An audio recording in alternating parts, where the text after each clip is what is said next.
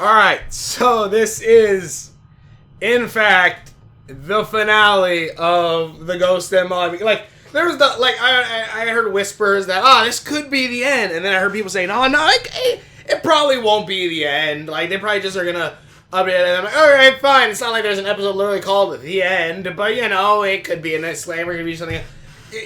But, like, no, I'm fairly sure this is the end of the Ghost of Molly. So there's two things. I'll get Jinx versus the human world, which I thought was going to be the big ending thing, but it's okay. I'll get to it. But the end itself, they actually uploaded 8 hours before right now, which great. Then again, I wasn't able to see the Jinx one, so but we'll get to that. Let's just look at this trailer real quick, and yeah.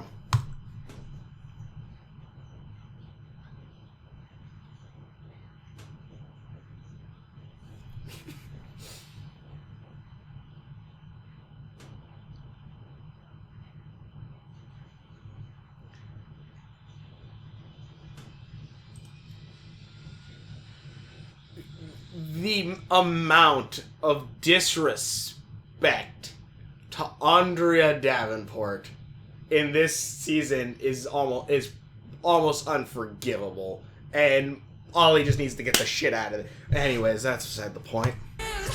For the fight of their afterlife. It's 2 new back-to-back episodes. I just had a vision. I remember everything. That will change their forever. I'm afraid. Risks are what make life worth living. Next Saturday night at 8 on Disney. God, and it sucks. I made this theory too. I'm like, there's so many cool things you can do with it. I'm like, I question how they would do it. And then it turns out I was goddamn fucking right. Shit. Love you. Dream team, you and me. For all eternity. Oh, God damn it. Fuck off. Man. Sucks. Here's the thing. Again, like, Amphibia, I'm sure I had emotions, but even then, like, I've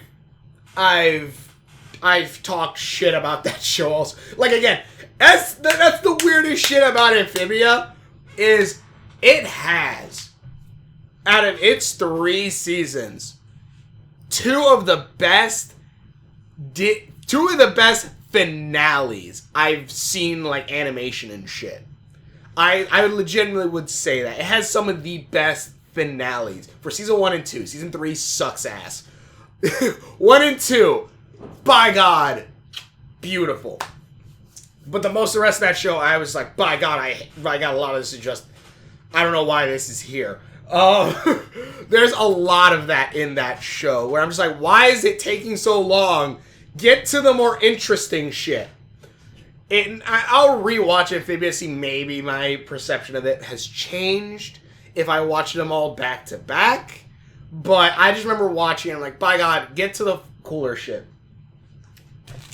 Owl House, I love the shit out of this show from beginning to end. It's really good. And literally the ending of, let's put it this way.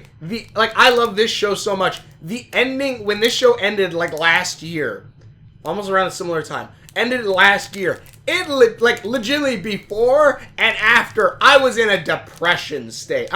Say what you will about me, I don't care. It put me in a depression state. Because I was like, oh no, I'm not going to get any more of this. Also, Morning Mark's comics, go read them. They're really good. And he has done multiple little series that take place after the finale, in both, right after the finale, and also following Luz's daughter. Luz and Amity's daughter.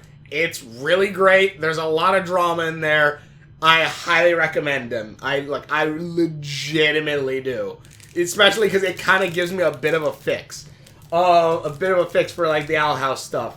And also shows just what you could do with that. This show somehow is able to have an analogy for a character dying while also them not dying. It's a reverse death. And it's sadder than most other deaths. And it's very weird. And it's, God. But, like, again, like, the thing is, like, if you told me, like, because, like, there's, you know, like, certain shows that are like, oh, these are sister shows, or, you know, shows that get us all that. Like, right now, like, for this past, like, few years or so, 2020 to 2024, I had to say, I guess. I, like, before that, you would have stuff like Star Versus, Gravity Falls, I can't even remember if there was another show like it or whatnot. Like that setup. This one, it's literally...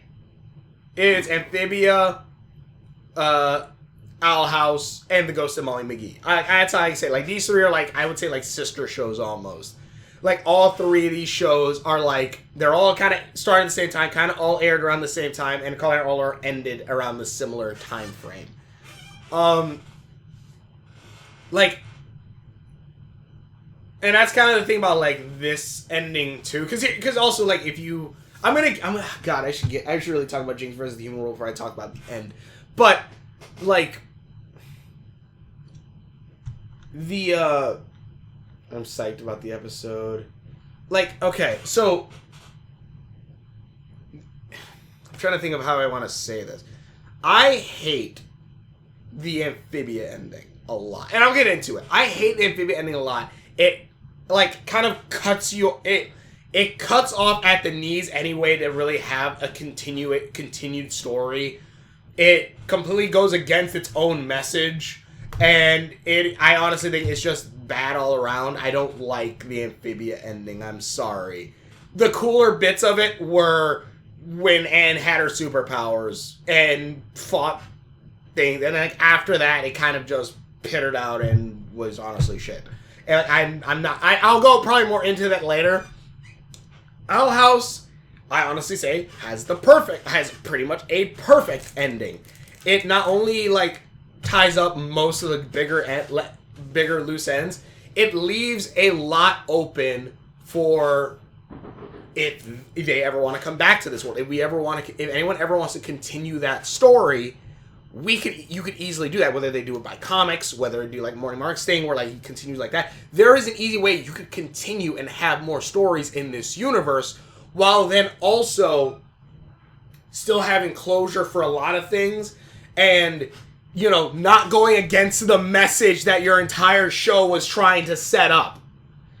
Like, by God, Amphibia pissed me off so much with that ending. I'm sorry. And people say, well, no, if she would have stayed Amphibia, that would have went... No, it wouldn't have. Because literally... Okay. Before I go on to a rant.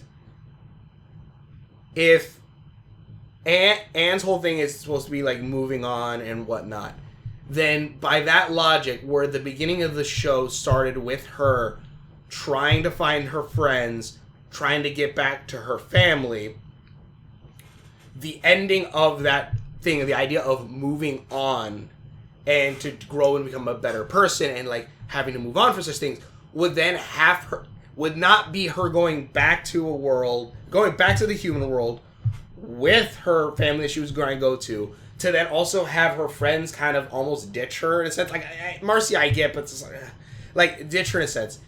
The idea of moving on and going forward would be her staying in Amphibia, having to tell her friends and family, like, they need me. I need to help them rebuild in this. And then her staying and doing that. That would be the better idea of moving on and growing to become a better person and all this other stuff.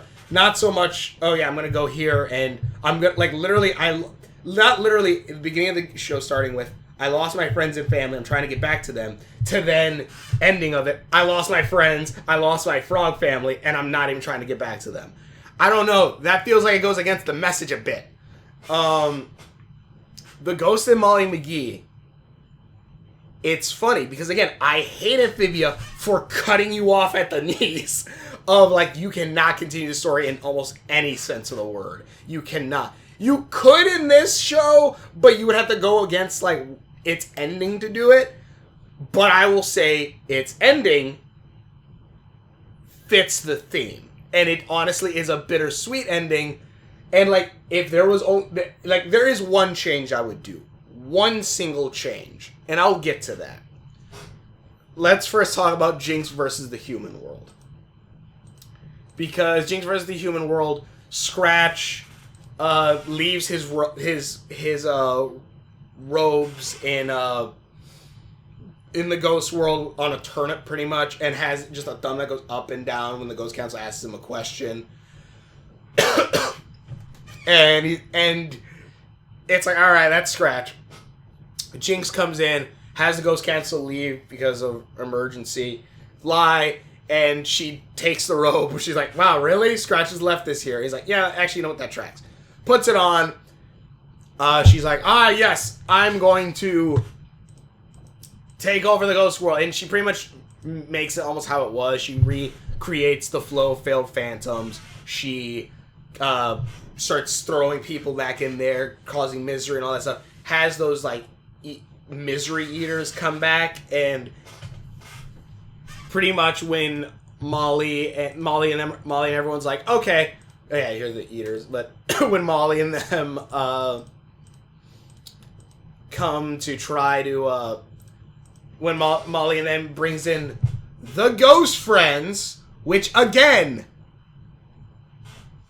I love this show, don't get me wrong, I love like 99% of this show. That 1% is Ollie. That I hate. I don't like Ollie. Why is he here? Like, okay, here's, again, like, Ollie makes no... Ollie is the token love interest, I guess.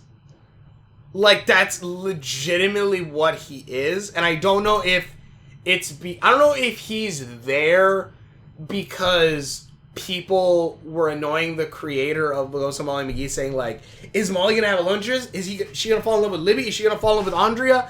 And he just went like, no. He's like, you know what? I'm gonna go against all your shit. I'm just gonna add a new character that she's just gonna fall in love with because he has swoopy bangs and he's an exact copy of Molly. There's no chemistry at all, and I'm doing this to spite you. I could 100% see him doing that, and you know what? Still bad writing, but I can 100% see that. Or I can see the Disney being like, we had a show where the main character had a girlfriend in season 2. We had a girlfriend in season 2. We tried to cut the legs off of that show to not have a season 3. And then we kind of, I don't know if it was that we successfully bullied them, or I would say, or there's just a backlash, whatever.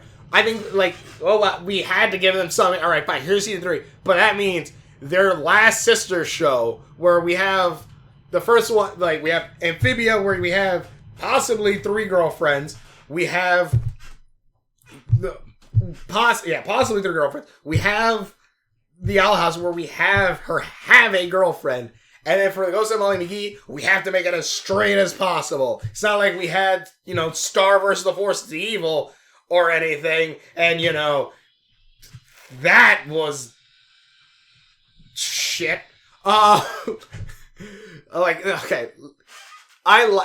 Okay. Then actually, it's a good thing I brought up Starverse, because if you've seen my reviews of the Ghost of Molly Mcgee, you'll know something because I bring up Starverse a lot, comparing it with Molly Mcgee. The Ghost of Molly Mcgee does what Starverse has tried to do, and that is have good Earthworld episodes. And Phoebe actually had some good Earthworlds on season 3. That was the best part of season 3, the Earth parts. God, I'll get into the series entirely. I'm trying to talk about the whole series. Pretty much, Molly Mcgee, the best thing is, when they had human episodes where they focused mostly on the human world stuff, it was amazing. Yes, I want to see more Ghost World stuff, but also, everything with the human world, I had no problems with. It was fun. It was great. Okay. So okay. So Jinx pretty much takes over. Molly calls in her friends. And we get some cool Wraith forms for everyone. Andrea not being here is such a kick in the... It's just awful. They go there. They decide, oh yeah, Molly can kill him with kindness again. Kill her with kindness. They go. Molly immediately gets captured because of Puppy. The whatever ones that bring sadness start sucking out the happiness out of her. It's like, oh shit, we're screwed. Everybody goes back to their bodies. There really wasn't a point for them to become ghosts other than just to see it. Yeah, here's they're getting their souls sucked out. Jinx says, I'm gonna take over the human world. I'm gonna take over the realm of the living. And they they eventually after the demons that were sucking out her happiness leave, the ghost counts come back and they say how great Scratch is, and that starts to happify Molly again. She gets her happiness back, goes back to the human world, drops down, looks bad, comes down badass, forgets how legs work for a second when she gets back in her body, falls over. Also, they got the Chens. They got the Chens in, like, Chens, we need your help to fight the ghost. All right, but no, ghosts are evil. Then they're like, well, here's the sweetest, beautiful, like, greatest ghost I know. Like, Ollie trying to tell his parents to sell him on ghosts. And turns out, and then, like, he's like, the sweetest, most kindest ghost. I'm like, you're not talking about Scratch. Jeff pops up with a Geoff. Jeff pops up, and I'm like, okay, that makes sense. And then Ollie's dad goes, oh, that's the ghost that scared me. I'm like, all right, that's a twist. I didn't expect that. I thought it was like if you would have told me to put money down on what ghost scared him, I would have thought Jinx. I would not have thought Jeff. And then but Jeff goes, oh, boo, and I'm like, oh, he sneezed. And yeah, that was the case. Ollie's dad blew on the cartridge. The dust flew off, hit Jeff's nose. Jeff sneezed. And that's what the scare happened. But it pretty much... Anyways, so yeah, the Chens go, they try to help, are pretty much useless. Daryl looks like he just straight leaves. He's like, nope, I'm out of here. June talks about like her canister could work, her thermos could work, if they had this ecto crystal that could signify ghosts that'll absorb ghosts and stuff. So they're like, alright, fine. Anyways, everything happened. Ending fight, big boss battle. Oh no, Jinx, Jinx is gonna die. Molly comes down from the sky like heaven. Also, she destroyed the failed phantoms again with friendship, with her happiness. Comes down, puts her own body, says, I know a way we can do this. And Scratch says, I know a way to do this. And he starts singing about all his happy things. He's like, I know what these guys are, the sadness suckers. They're like, they're almost overfed. And so he's like, oh, I like churros and this. And everyone starts singing about all the things they love. Sharon talks about, I love coupons. And then her husband goes, I love my wife. And Sharon goes, wait, hold on. I changed my husband. I mean, I love my husband. Sharon is the most, like, it's really funny. Again, like, a lot of the times the parent characters are really one or two dimensional, like, a lot. Like, I kind of want to say, like, look at Timmy Turner's parents. Like, they're not really the greatest at all. Like, a lot of times, this show, or, like, even, like, fuck,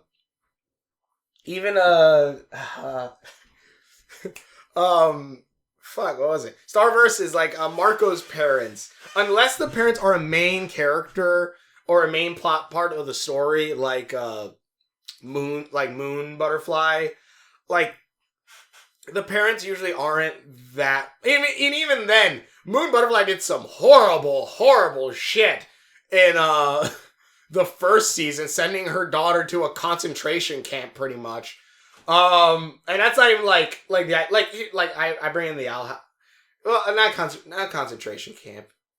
A conversion camp, that's it. And I brought that up in the Owl House too a little bit, like, a little bit with Camila, but again, they fix that later. I don't think Starverse is ever, really, really kind of focused on that Moon tried to send Star to a place that was literally going to brainwash her. And, like, not even the sense of, oh, they're going to try to make her normal. No, like, literal brainwashing and breaking that. Like, it is awful. Like, Moon Butterfly is an awful parent. But a lot of times, like, and again, like, the parent characters usually aren't, they're either usually bad or, like, one-dimensional or whatnot. Like, Molly's parents are great. Like, 100%, they are great. Like, they are really good characters who have flaws but also are really funny. Like, I love them. So anyways, I keep talking about the series as a whole, and you all see like a soulless body Molly there. But so Molly, anyways, everyone starts seeing about things they like. Overfill the sadness eaters. They all explode, and then then it's like, oh yeah, Jinx is still, the chairman still has all these powers. How are we gonna defeat her? And pretty much Ghost Shark. Ghost Shark comes in, literally jumps over her, so jumping the shark, rips off the thing. The Chen shoot Jinx with like the ecto goop to give them some reason to be there. And then Daryl comes in, has that crystal, throws it in the thermos. The thermos shines and sucks Jinx in, and Jinx is like, this is the end! And, and Scratch goes, oh, no, it is. And he really meant that. And thermos close it, boom, done. That's the end of Jinx versus the Human World. Everyone's happy, yay! Whatever. And Molly and Ollie being a thing is nowhere in here, really. It doesn't make an appearance outside of the song thing. That's it. I feel like Disney just straight we have to have a straight character. Even then, I'm sure you'll probably find online and stuff a picture of Molly with her helmet from the Phono one, and you have certain colors with the shooting star. I'm yeah, I'm sure that's something. But then you have the Ghost of Molly Mcgee, which I was oh, this feels like the end. Not only because there was no theme song, but also because just look at this. Flying over Brighton, oh, bird flying overhead. The Ghost and Molly Mcgee. It's like if they had the Molly Mcgee movie opening. Really? Alright, fine. But yeah, they fly over Brighton, seeing how happified it is now. And we see that Molly's getting an award for happifying the town. McGee family for all they've done for Brighton, especially you, Molly. You brought us this band shell, the Sally Tugbottom statue, and the wind turbine factory. Which, yeah, all episodes. In your young life, you've done so much to inhopify our town. Inhopify is an amazing word, and I'm going to use it. Did I say it right? Close enough, Mr. Mayor. It is my honor to present you with the Bronze Tournament. Damn! You just killed her. Back to life. This has got to be a giant chocolate wrapped in tinfoil, right? Ooh, no, it is not. Rip off.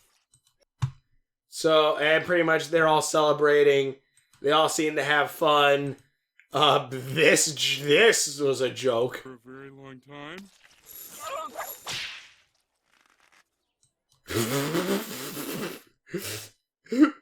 I don't want to know what these two did after this. But yeah, like he says, he'll be sad for a very long time. Oh yeah, I guess this kind of is hinting at the future. In the whirly machine. Again! Jeff. Oh, what would you do without me? Be sad for a very long time. This is all recording. I gotta make sure this is recording, because I'd be really pissed off if I said all that shit and it all didn't go anywhere. Alright. So, yeah, Scratch helps him out. And Scratch jumping through people. Pretty much he's gonna try to get a funnel cake. Big ass line, can't really get there. But he figured out an idea where he pretty much can just possess people,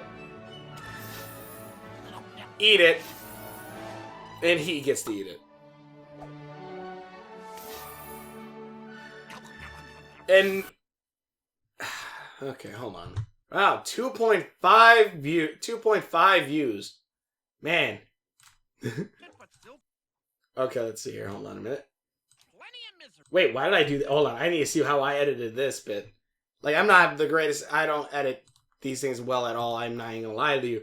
But still plenty of misery. Nothing to worry about. I mean, look at this guy. Zero spirit. It's like he has no soul. oh my fuck. That was them being. That was God. I was. That's right. So you and I had fun. When did I make this? 1 year ago. Yeah, but when? July. Okay, yeah, I was still fat-ish. Yeah. But, yeah, I made this theory back then. Zero spirit. Like he has no soul. Oh, my name's Fox 979. I should really try to figure out how to do 1080p. Yeah, I made the theory, Scratch being a wraith. I think that it was not alright. Scratch is actually alive. Yeah, and someone even messaged me earlier, like, guess what? Maybe wraiths forget who they are after separated from their bodies for too long. Yep. Imagine he had as much fun as a ghost and decided to stay as one, causing his memory loss. That's not exactly wrong. This episode could have called Scratch and Molly make Ghost. Yeah. Guess what? Oh, please, this is baloney. I'm going to go ahead and take that out. Anyways. Scratch starts possessing people.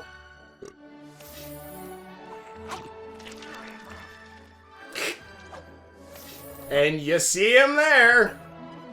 You see him slowly moving up in the line.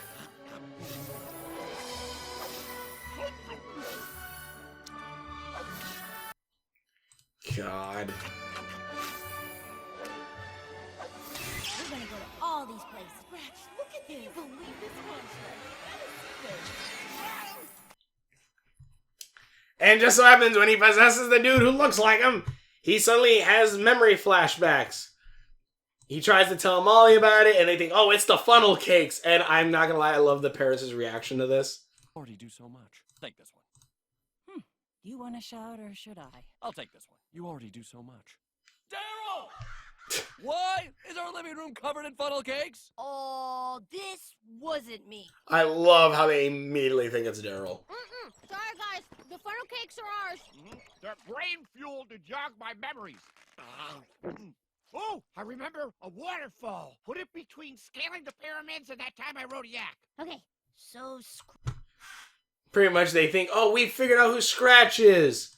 And they have a whole song about it, like how all these things he did and all this stuff. And then they find out, oh yeah, because that's the thing too, like, let's see, is it right here? Adia! Who? My friend Adia! I saw Paris at a mountaintop in an ancient temple. Or maybe it was a zig. But pretty much they figure out it's Adia who's on, like, Clip Clop or whatever. Molly uses her connections and the paper to try to get to talk to her and try to say, like, figure out, like, how Scratch died, because that's the only thing they can't find. I mean, that was his nickname. He had this. Oh, yeah, and they even bring up, where the name Scratch comes from. Die! okay, so I just have a few standard questions. Like, when you lived in Brighton, did you have a best friend? One who, I don't know, had a healthy appreciation for Yum Yums and strawberry soda? Oh, yeah, Scratch. I mean, that was his nickname. He had this habit of scratching his arms when he got nervous, I'm gonna say that right now, like, that's something where I'm like, holy shit, he has done that, like every other episode, now, like, that is 100% something he's done, we've seen, I'm like, oh my god, that's good planning, like, I ain't gonna lie, like, again, this is so on the goddamn nose, it hurts. As soon as I learned about it, like, this is so on the goddamn nose. But still plenty of misery. Nothing to worry about. I mean, look at this guy. Zero spirit. Like he has no soul. That is so on the nose, especially when we learn about wraiths. Like, season 1, alright, fine. Season 2, or like the episodes right after we learn about wraiths, it's like, okay, hold on a minute. Hold on. And then when we also, like, see the different, like, the similar hairs, and also apparently these are cutie points, I don't remember, cutie bits, the hair stuff, I guess, I don't know. So, yeah, also I just realized that, well, I not realized, but, like, Jinx here has the what is it, the happiness detector or whatever the hell it was.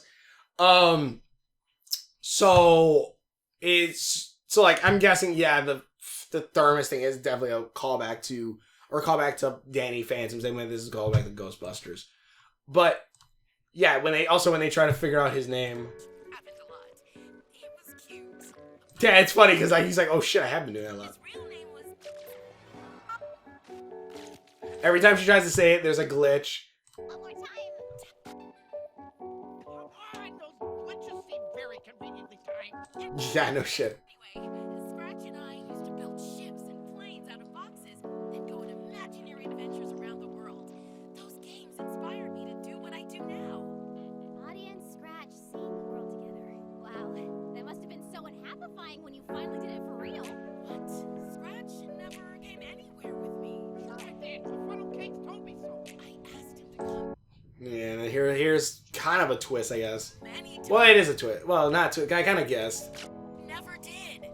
Oh, I actually thought it was like then this kind of twisted me a little bit too. Like this was actually a bit of a twist. Wait. If Scratch didn't travel with you, then how did he die? Molly, it's getting rough here. Still hear me? Yeah, how did Scratch die? Die? What do you mean? Isn't dead? He's... That also right there confirming. Yes, he is. Yes, Scratch himself is Todd, and then also Pyramids. And that waterfall in Africa. Yes, all that. So why in the world